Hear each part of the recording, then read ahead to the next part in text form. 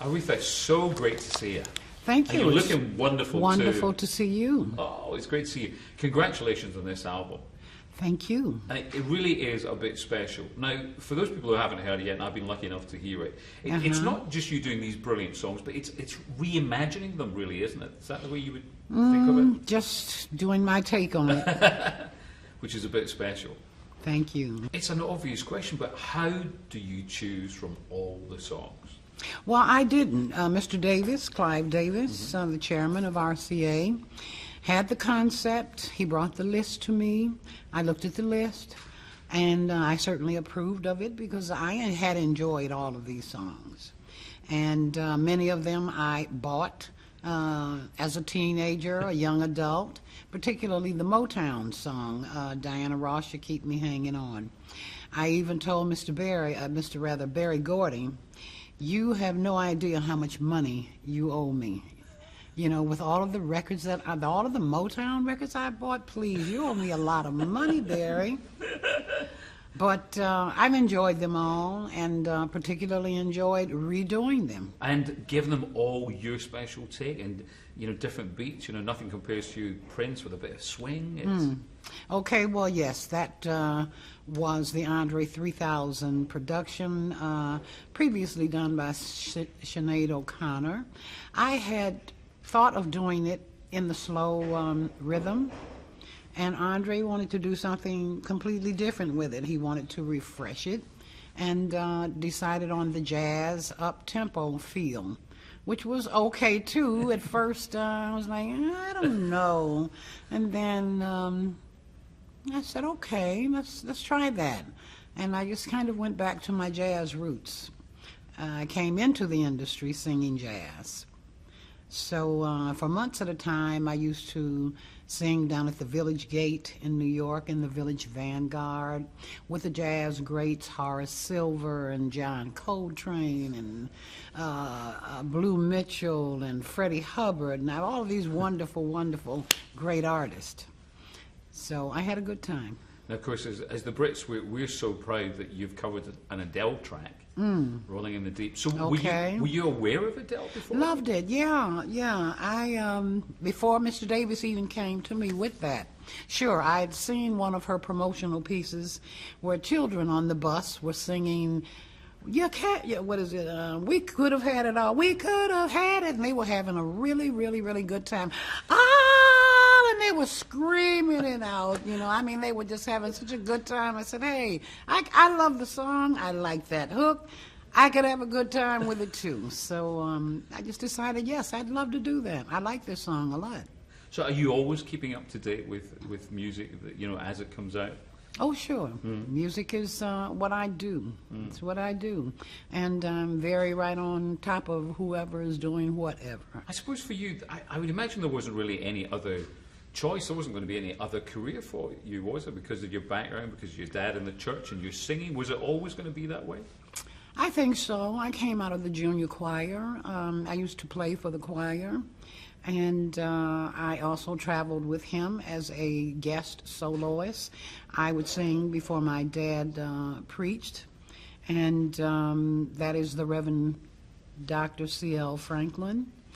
And when I came to London, he came with me once, and he was quite surprised to find that the journalist in London knew a lot more about him than he ever imagined. And he was absolutely delighted with that, and so was I. Now, when was the first day when you were a child?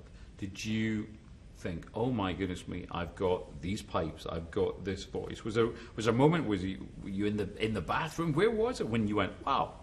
I don't know if I had a wow moment. It was just kind of gradual, I think. My mentor coming up was Clara Ward of the famous Ward Singers, who certainly traveled to London many times and who were well and way ahead of themselves as gospel singers. As a matter of fact, they integrated Las Vegas. The Pioneer Hotel there, I believe it was. And some of the singers in the group branched off to to form their own group, Black Nativity. Marion Williams was the lead singer in that group, and they traveled to London many times, and Paris, and many other places in Europe. So at one point I was studying being a prima ballerina. I could have been. I did take classes on the east side of New York, and I also took some classes in Los Angeles with Stephen Winter. And I could very well and very easily have become a prima. Wow. Yeah. Didn't know that at all. As well as a registered nurse. My mom was a registered nurse, so I could have been that as well. But no regrets, though. I could have been a Florence Nightingale, okay? You could have been the singing Nightingale. A Nightingale Yes, sang in yes, Berkeley yes. Square. Yes, right. A nightingale sang in Berkeley Square. I know it. What was the first song that you actually you can remember singing then? The first song that I ever sang? In the church, I think Jesus Be a Fence Around Me. That was a song made famous by the Soul Stirrers, who were led by, there are just no words for him, Sam Cooke. Just say his name. Yeah. Yeah. Are you at your happiest when you're on stage, when you're performing? I'm happy on and off stage. Yeah. I'm a very optimistic person. And when you're away from singing, then what takes up your time as well? Well, I'm usually in, I was going to say in concert. I do a lot of that. If I'm not in concert, I'm rehearsing, things like that, cooking. My sons, I have 4 sons.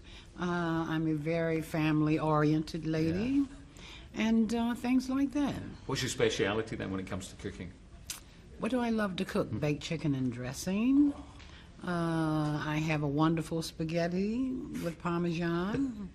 I do a wonderful chili, a smoking chili, and just things like that.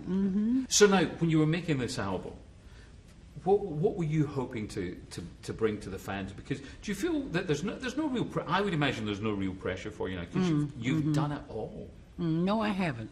Really? No, I haven't. Is that how you feel? Oh, definitely. Wow. No, there's a lot left to do. Lot left to do. But certainly to bring something refreshing and just good feelings, something that would be inspiring, and to capture the essence of the music. You were saying there's still things that you want to do. What do you want to do? Well, duos. Love to do something with Stevie. I would love to do something with Smokey. And it's just ridiculous after all the years we have not done something together. And I have several other albums, a number really, of other albums that will be coming out. But yeah, I've got some great things in the works.